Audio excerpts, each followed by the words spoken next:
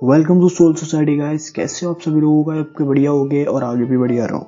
सो आज से हम स्टार्ट करने वाले हैं विलेन सागा का सीजन 3, जिसमें होने वाले हैं 60 चैप्टर्स और आज मैं एक्सप्लेन करने वाला हूं चैप्टर 101। सो स्टार्ट करते हैं बिना किसी देरी के। सो गाइस, आज का चैप्टर स्टार्ट होता है एक आदमी के साथ जो कि किनारे पे खड़ा होकर समुद्र में पंछियों को देख रहा होता है। तभी उसके पीछे से एक आदमी आकर बोलता है, फादर मैं लौट आया। और हमें बताया जाता है कि ये कोई और नहीं बल्कि सीजन 1 का हाफदन और उसका लड़का सिगार्ड है।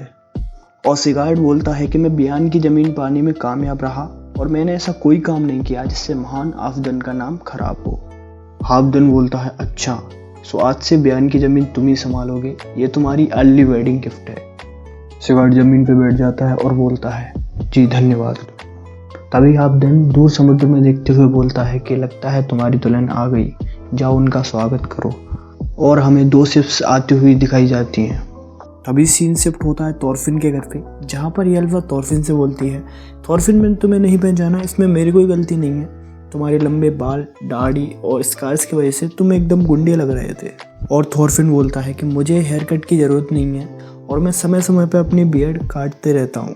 येल्वा बोलती है कि काटने से कुछ नहीं होता, तुम्हें उन्हें अच्छे से मैनेज करना चाहिए। वैसे भी लड़कियों को ऐसे बाल पसंद नहीं आते। वैसे थॉरफिन तुम सेव क्यों नहीं कर लेते, तुम पर बियर्ड अच्छी नहीं लगती। थॉरफिन बोलता है, क्या मैं सेव करने के लिए इतना छोटा नहीं हूँ। येल्वा बोलती है, तो फिर थॉरफिन तुम्हारे आगे का क्या प्लान है? वैसे तुम्हें पता है कि स्नोगी की 5 लड़कियाँ हैं जो तुम्हारी ही एज की हैं और वैसे भी उनका कोई वारिस नहीं जो उनके फिशमैन बिजनेस को संभाल सके। थॉरफिन पूछता है, तुम्हारा मतलब क्या है? येल्वा बोलती है, तुम्हें उनके घर में शादी कर लेनी चाहिए, वैसे भी फिशिंग एक अच्छा काम है।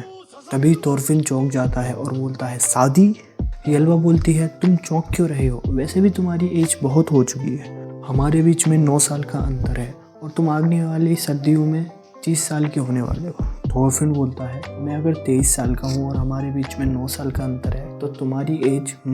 येल्वा चिल्लाते हुए कहती है, चुप करो, मेरी एज मत गिनो। और फिर थॉरफिन सोचने लग जाता है, एक फिशरमैन बनना इतना भी बुरा नहीं होगा।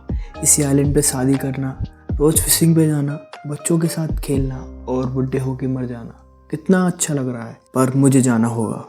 येल्वा पूछती है, क्या?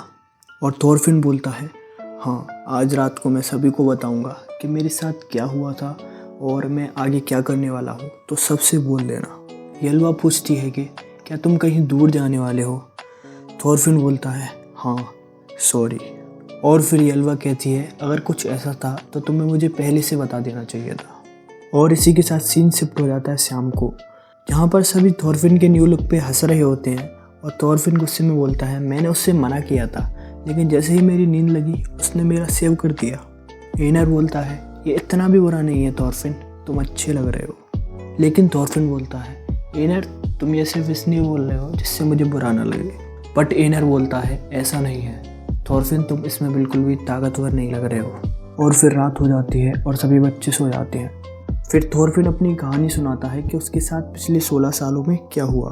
वो बताता है कि कैसे थॉर्स की डेथ के बाद उसने एस्केलथ से बदला लेने के लिए क्या क्या गलत काम नहीं किए।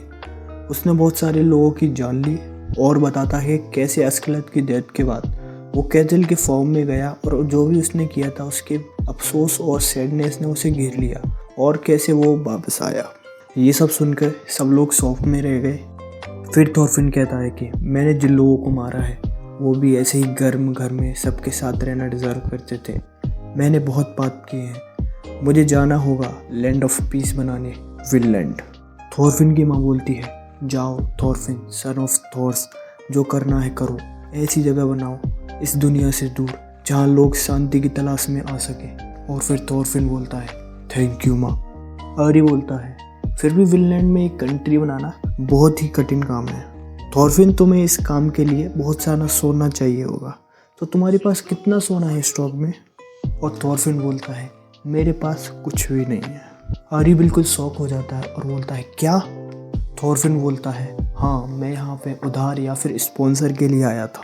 तभी आरी बोलता है, तुम्हें तो पता है थॉरफिन, यहाँ पर एक बंदे को छोड़ के किसी के पास इतने रुपए नहीं है, वो है हाफदन। थॉरफिन बोलता है, हाफदन? हाँ उसके पास तो रुपए होंगे ही। और फिर एनर और थॉरफिन हाफदन के बारे में बात करने लग जाते हैं। तभी अरी पीछे से चिल्लाता है और बोलता है, रुको, तुम्हें इतनी जल्दीबाजी नहीं करनी चाहिए और तुम्हें किसी चीज़ से डर नहीं लगता क्या?